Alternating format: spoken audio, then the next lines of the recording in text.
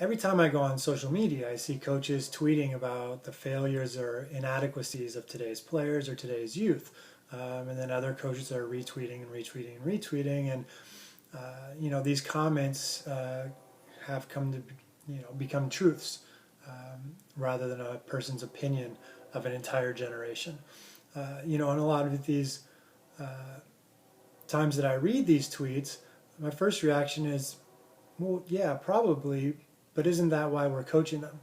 You know, these players don't know how to win. They don't know how to work hard. They don't know how to give a full effort. They're scared of failure. And other condemnations of, again, an entire generation, but specifically basketball players. And in some sense, with my experience with the players I've worked with, they're not entirely wrong. They are in some instances. I don't think you can generalize, to an entire generation, but on average, I would say those comments aren't inaccurate. But I also continue to think every time I read them is, yeah, but that's why we need to coach them. Somebody needs to teach them this. They need to learn. That's why they're playing a sport, is so that they can learn what it takes to win a game, or they can learn what hard work is, or they can learn what effort is, or they can learn what discipline is. And rather than going on social media and complaining about players, that's one of the jobs of a coach.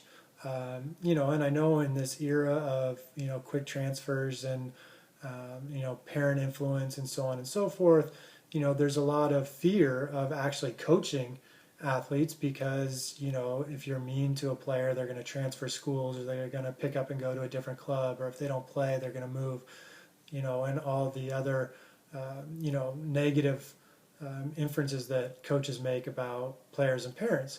And there is a lot of truth to those. There is definitely there has definitely been a shift from when I was young, and if there was a player coach conflict, the parents immediately backed the coach and the player was in the wrong and the player apologized, to now if there's a player coach conflict, the coach is always in the wrong, and the coach somehow needs to apologize to the player.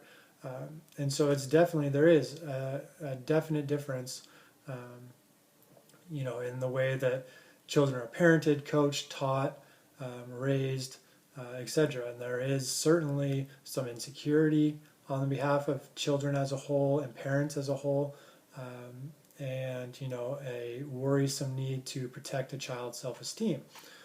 That being said, and acknowledging all those societal and cultural problems that we have now, again, if the coach just complains about it on social media, well, then we're not doing anything to try to correct those problems.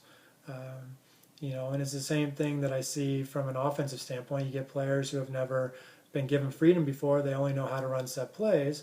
So you try to give them freedom. They don't know what they're doing. So then you revert back and only run set plays because they can't handle the freedom. Well, it's the same idea. You get players who have never, learned what hard work is, or discipline, or stick-to-itiveness, or one of these traits that you find important. And rather than teaching them and trying to instill this trait into these players, we throw up our fingers or throw up our hands and, let them do whatever they want and carry on. And then they move to the next level, with the same behaviors and the same traits and the same outcomes. And yeah, maybe if you are hard on a player, maybe they do transfer because they don't know how to take it yet. And even though you're trying to teach them something that's valuable to them, they don't know yet that it's valuable, and so they react poorly and they move on. And that'd be unfortunate. Maybe it causes you to lose games. But if nobody takes that approach, then we're just moving players along. And I see this in academics and in sports. We're just allowing players to move on and move on and move on.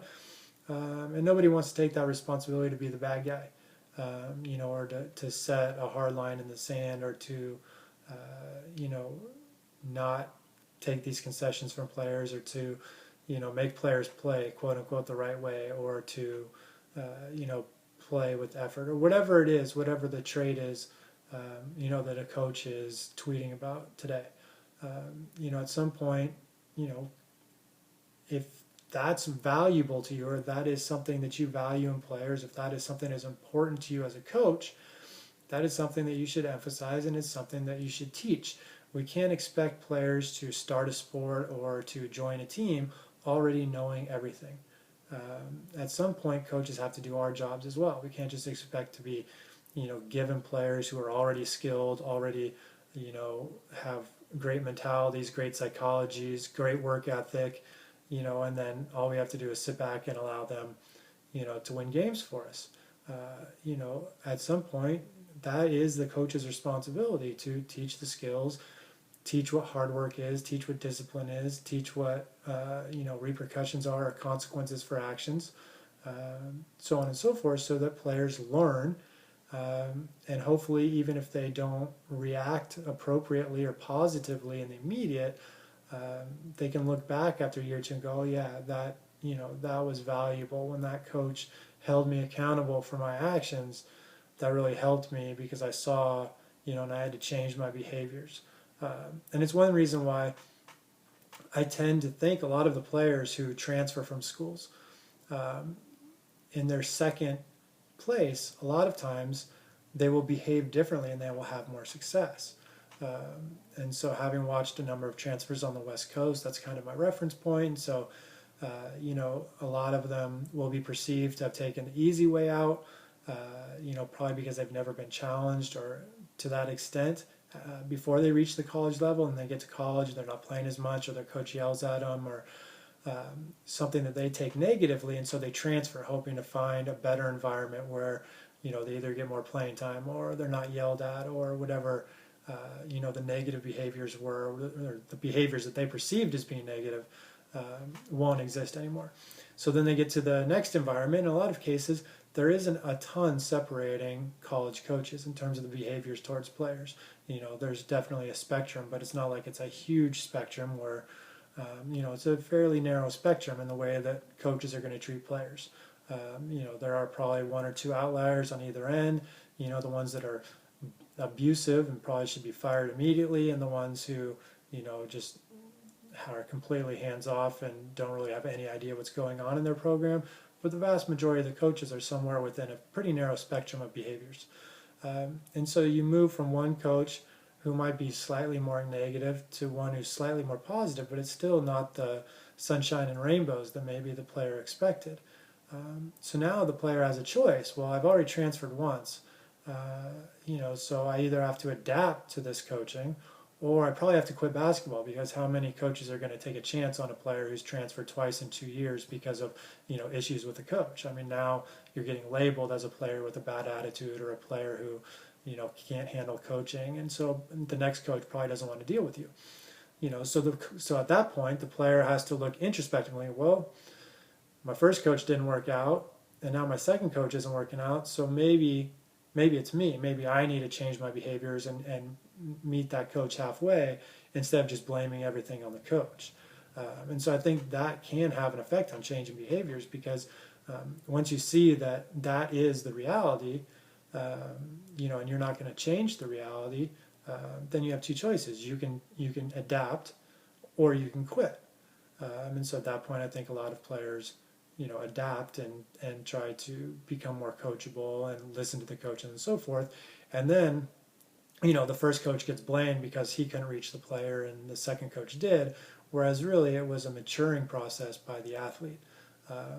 And so I think all of these factors, it's a complicated and complex mix of the way that children are raised today, and the generational differences, and the cultural environment, the social environment, obviously the effect of the internet and the shrinking world and all of that. But I do think, the constant complaining about this generation, or about children today, players today, and the things that they lack, while maybe not incorrect, at some point we need to teach those things. And if that's important to you as a coach, if discipline, or being on time, or whatever it is, stick-to-itiveness, if these are important things, work ethic, if these are important things to you as a coach, there's something that you need to be teaching, along with the shooting and passing drills, that you're also teaching as a coach. The culture that you build is the culture that you build. And what you accept is what you accept. And if that's something that is unacceptable to you, well, then you need to make sure that you're teaching it so the players understand where you're coming from as a coach.